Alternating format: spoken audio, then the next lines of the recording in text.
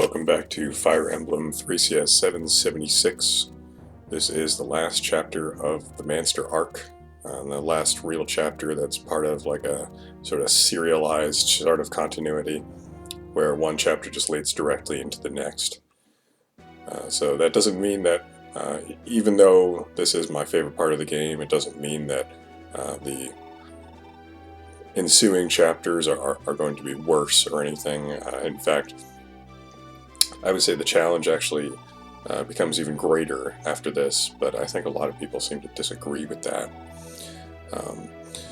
But there's a lot of stuff going on in this chapter, and not all of it necessarily is all that impactful when it comes down to it, when you really understand the mechanics behind everything. And there are some strategies that I'm going to implement that may not surprise you, and some that may. Or just lack thereof, so to speak, and I'll explain what I mean by that in a bit. There's this part here in the beginning where Leaf basically ends up announcing his intention to go to Tara, and August basically says, well, we don't really have the manpower for that, maybe we should just figure out how to get out of here first. So this chapter is, it's centered around Hannibal, who is known a lot of times in English as the Shield of Thracia, and you can meet him at the end of this map. It's a long valley. You have to escape into his little fort, and that makes him come out and spook all of these guys up here. You're going to see them in a moment. Not any of these guys. These are all different factions. Here is Shiva, who we might have seen briefly in Chapter 2 Gaiden. If, for whatever reason, you killed him, these guys don't appear at all, making a clear path down through the valley. So if you don't care about Shiva at all, you can actually make this chapter quite a bit easier for yourself, as you can see. There are these random bandits over on the left, and they're kind of dangerous. The Berserker has Wrath, which might be, honestly, now that I'm thinking about it, like a class skill for Berserkers in this game. There are no playable Berserkers, so it's hard to compare that to like a player unit. The first thing I always make sure to do is to do Karen's placement correctly here, which is to say that I like to send her off to the left, so she visits this house, and then on her next turn she can visit the next house, and then keep cantoing over the mountains. And you have to be careful because some of those bandits have bows, but you'll see why I do it like that. You can use your other units to visit those houses, but they can get caught up in the forests, and you'll see in a moment why that's a problem. But basically you want to get everybody, especially thinking about who you want to choke that point down south, you want to get everybody down into that valley, because there's this kind of region here where there's mountains at the top, there's kind of mountains in the middle, and there is like a 1 tile wide choke point about midway through the valley that you want to get to. There's actually 2 of them there, but there's mountains which your units can't cross, but these sellswords can. So you got to be careful, you got to check movement ranges, just to see where you want to plant your feet down.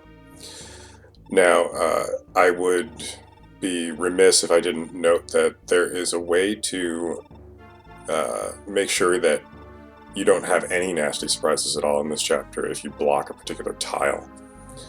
Here you see Hannibal talking, and there are these kinds of little interludes, basically where each of Thracia and Manster kind of talk about each other and their fears, and that's supposed to get you to realize, okay, well, if I can just get over to these guys here that are talking right now, I should be safe.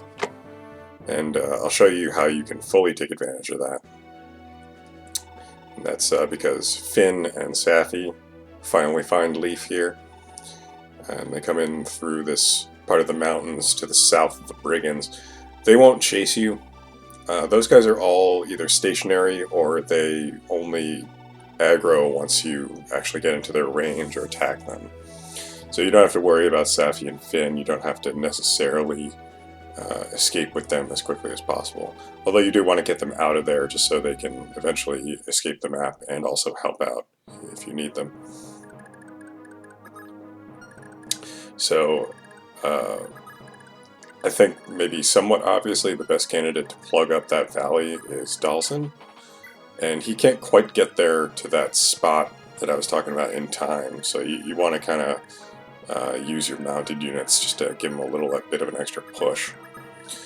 Now here you'll see I am checking ranges just to make sure that I can put Karen in the closest spot to the south that I can without being in range of those bows, because they will mess her up pretty badly.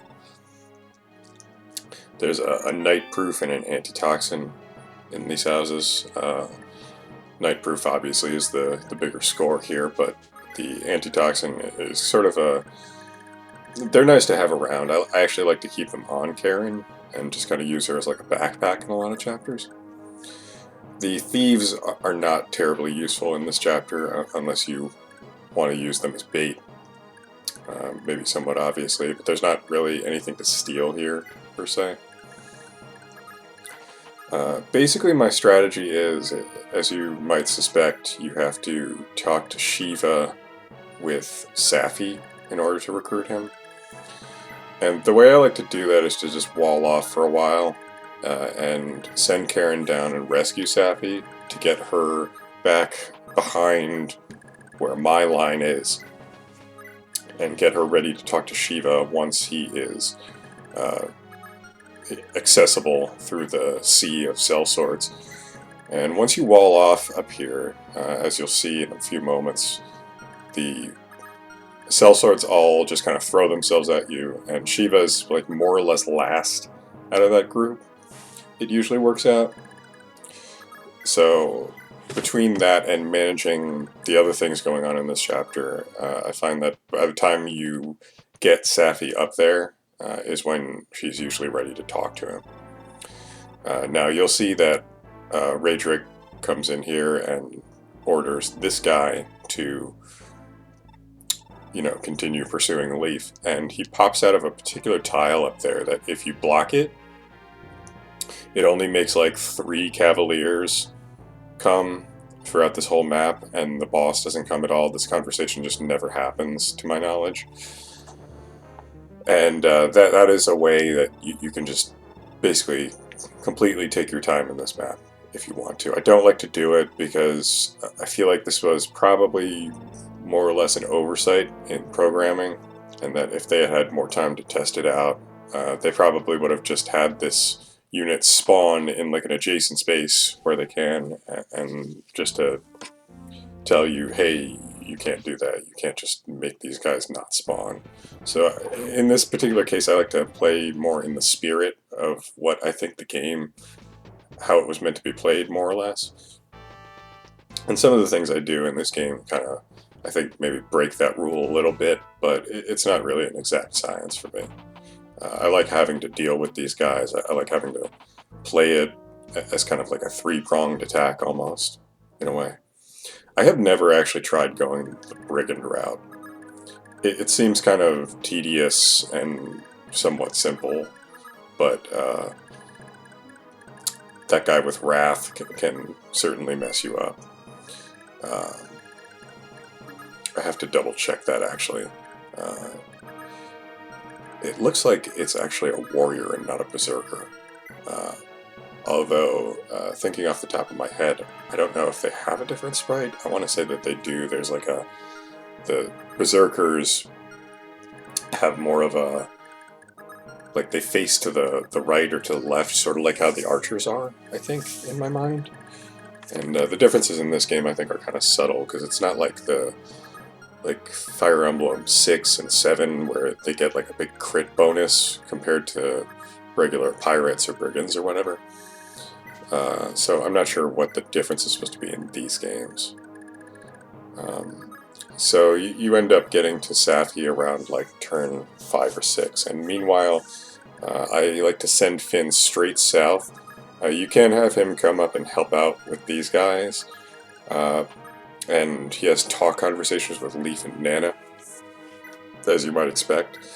But I don't find Finn that useful up there because he generally will be facing Shiva directly, and number one, if you didn't leave a scroll on Finn, he can get crit by Shiva, and if not, he'll probably kill Shiva, be it with the Brave Lance or whatever other lance you might have on him. Maybe not a Javelin, but I've tried it before, and I usually end up killing it by mistake. So I just do it this other way. There's another way that I kind of thought of in while playing a later chapter that I'll go over once we get closer to the end of the chapter. These cavaliers up here, they have rapiers, and I think they might have javelins as well. Some of them have a ranged attack, and some of them don't. They are mainly of a concern to your mounted units because of the rapiers. That's why they're there. So you can't just gang up on them with those guys. But if you just kind of, if you put Asbel on a mountain, and he has any levels at all, he's more or less invincible to these guys, especially with Leaf support, and you can add Nana support if you want. If you really want, you can have those guys support Dalsin instead. But the thing is, you don't want to kill those sellswords too quickly before you have the chance to get Sappy up there.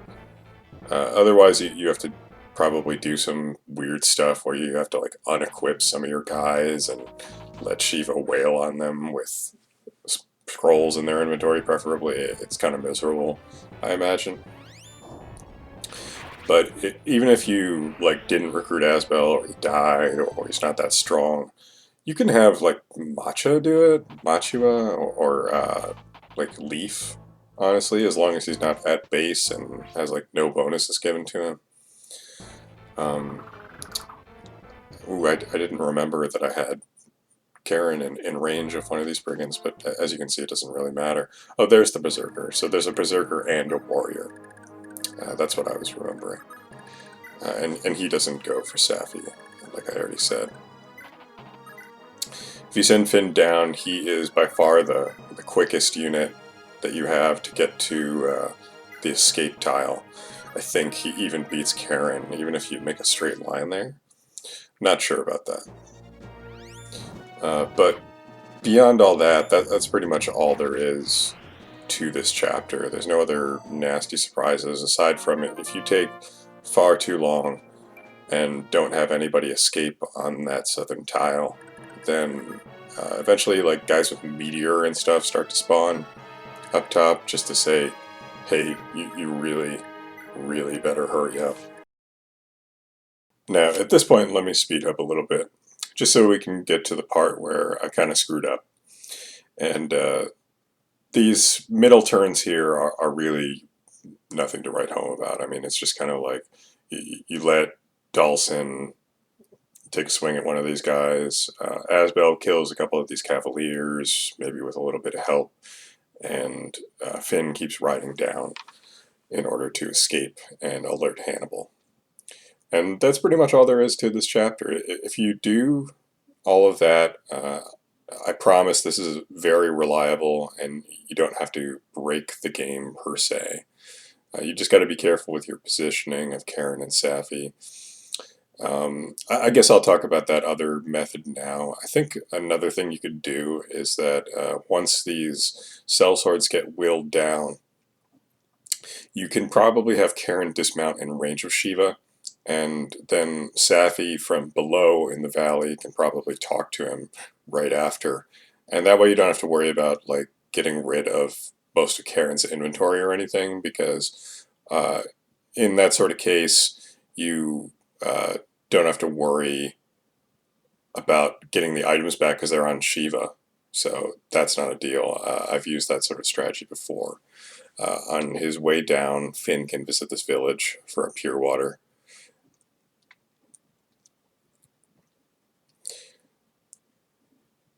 If you have the battle axe equipped or whatever, maybe the steel axe or the pole axe, you can trade to him. I think I've choked that point with some of the mounted guys before, and especially if they grow some defense, they can handle it pretty well. They gain a couple of extra points of defense once they finally mount as well. So just bear that in mind. These units are stronger once they're on their mount in every way. So once Finn or anybody escapes here, all of these guys spawn. And that makes those guys up at the top immediately run. Even if they're in range of you, they will change their AI and just run away immediately. Even the ones that spawn on that particular turn, you don't have to worry about them. They will immediately escape. So what you can do, as you can see here, is have Fergus just help thinning out these guys. But now we're back to normal speed, and this is the part where I really messed up. So the mistake here is that I got impatient, and I said, well, I've still got like 5 or 6 of these guys, so why don't I just switch to the hero axe?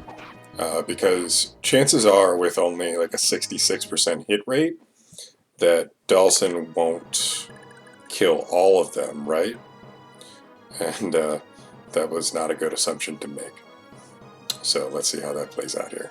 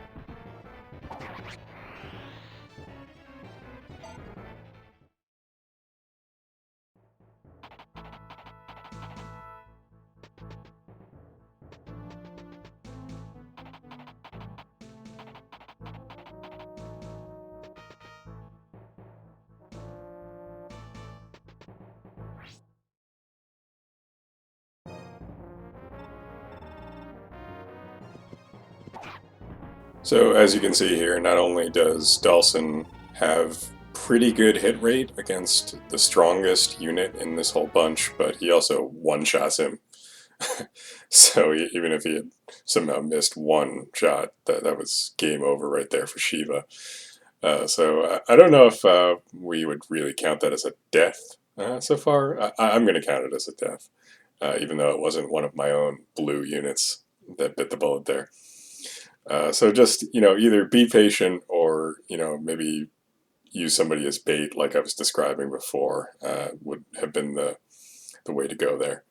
Not that big of a deal because I don't really use Shiva that much.